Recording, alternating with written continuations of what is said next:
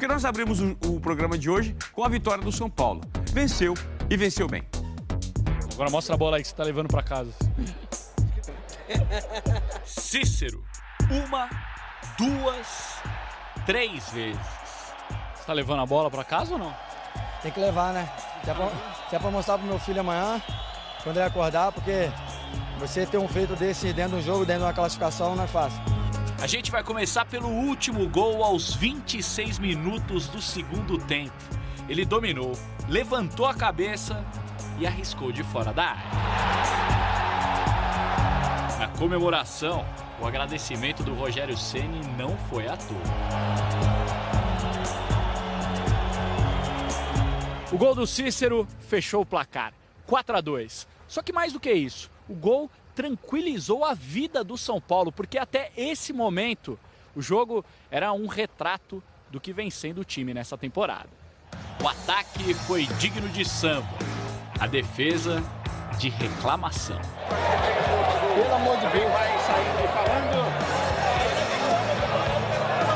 Estádio do Café em Londrina. O São Paulo jogava fora de casa, por mais que não parecesse. 15 mil torcedores fizeram o time se sentir no Morumbi? Nos sentimos em casa, foi o que eu falei para eles. Hoje nós estamos jogando como se nós temos que... Não conhecemos o gramado, mas temos que pensar que estamos jogando dentro da nossa casa pelo público que tem presente hoje.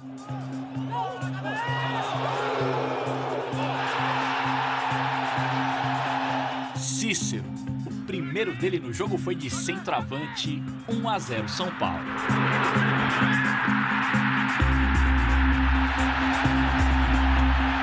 A defesa do São Paulo falhou e Lucão empatou 1-1.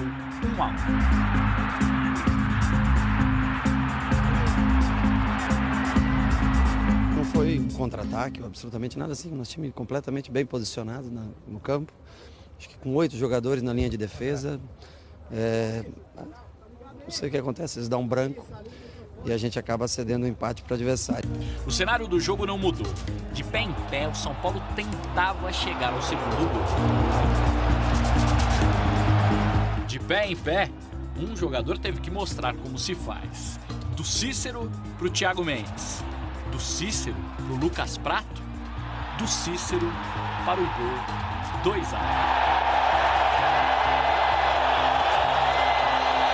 Enquanto os jogadores comemoravam, dá uma olhada no Rogério, lá atrás, preocupado com o sistema defensivo. O São Paulo não podia voltar a vacilar. E, na verdade, nem parecia que iria. Aos 40 minutos, pênalti em Júnior Tavares.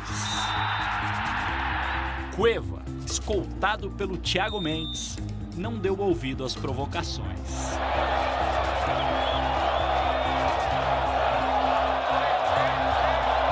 Três a 1 São Paulo.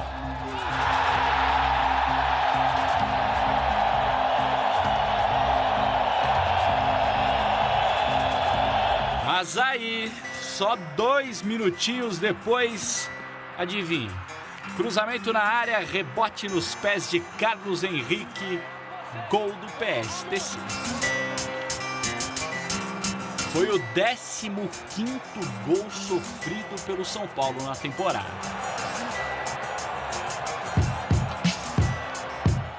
Sim, é do futebol, mas a gente tem que melhorar, tem que corrigir, tem que acertar.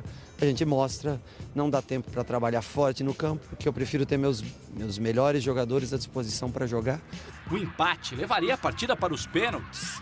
Sidão nessa cobrança de falta. Sidão nesse chute cruzado. As defesas do goleiro do São Paulo mostravam que a pressão passou a ser do PSTC. Foi então que o Cícero resolveu colocar a bola debaixo do braço de vez. A classificação do São Paulo para a próxima fase da Copa do Brasil estava garantida. E hoje foi premiado, né? Com 3 gols. Um jogador da posição dele fazer 3 gols. Só o goleiro que é mais difícil fazer 3 gols. Foram definidos agora há pouco os mandos de campo da terceira fase da Copa do Brasil. Serão 2 jogos mata-mata e o São Paulo vai jogar no dia 8 ou 9 de março contra o ABC de Natal. E o jogo de volta, o São Paulo decide fora de casa, que vai ser no dia 15 ou no dia 16 de março. O Caio Ribeiro está aqui para a gente analisar primeiramente a atuação do Cícero ontem, que marcou 3 gols. Tem aqui os lances dos gols do Cícero. Eu queria que você falasse da atuação individual do Cícero primeiro. O nome do jogo. O Cícero é um jogador que às vezes não aparece muito para o torcedor, mas ele tem isso que a gente está vendo nas imagens. Uma chegada na área importante, bom tempo de bola e muita qualidade de passe. E além disso tudo, ele finaliza bem de longa distância. Então é aquele cara que às vezes não aparece muito para o torcedor de arquibancada, mas é fundamental para o volume de jogo do meio de campo. Ontem, além de toda essa qualidade, ele saiu como protagonista, porque no momento mais difícil do São Paulo, ele acertou esse chute de longe que decidiu o jogo. Tem muito dedo do Rogério na volta dele, né, para o São Paulo. Tem a relação, né? Eles foram jogadores, jogaram juntos, tem uma amizade que transcende o campo. Então foi um pedido do Rogério e uma contratação que já começa a dar certo. Então, o São Paulo sofreu ontem contra o PSTC 2 gols. E a zaga tem sido muito questionada recentemente, né, Caio? Porque o São Paulo é um time que propõe o jogo, mas também que leva muitos gols. Esse é o primeiro gol que eu queria que você analisasse, que o time sofreu. Isso é bacana de observar, como o São Paulo tem 8 jogadores atrás da linha da bola, como está bem posicionado. O erro, para mim, são 2 individuais. O primeiro do Bruno. Repara como ele dá as costas para o atacante e aí esse giro de cintura, o atacante escapa. Ele tinha que estar de lado para a bola e para o atacante. E o segundo do Sidão. Ele marcou a trave e acabou não fazendo a defesa. E, novamente, quem bate cabeça ali? O Bruno e o Breno. O Breno está sentindo um pouquinho a falta de ritmo de jogo. Tá, vamos ver de novo aqui rapidinho. Aquele primeiro lance que você fala que o erro foi individual do Bruno. Vamos ver novamente que você fala que foi o giro, né?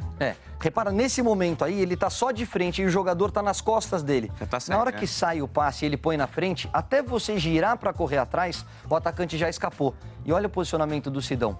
Primeiro, ataca a bola, sabe? Diminui o ângulo do chute. Ele parou e cobriu a trave. Por quê? Porque perdeu a noção de onde ele estava. Esse é o segundo lance, que você vê que o jogador tem uma certa liberdade para pegar no rebote, mas a origem não é o cruzamento, mas a interceptação. O Bruno e o Breno batendo cabeça num lado direito da defesa do São Paulo, que acho que preocupa um pouquinho mais. Você falou sobre o Breno, né? Só retomar o que você está falando, que o Breno está sentindo um pouquinho ainda, né? Depois de tudo que ele passou na Alemanha, a prisão, o tempo que ele ficou sem jogar, é normal que você perca ritmo de jogo. Então a torcida vai ter que ter um pouquinho mais de paciência. Isso ele só adquire com treinamento e sequência. Maicon.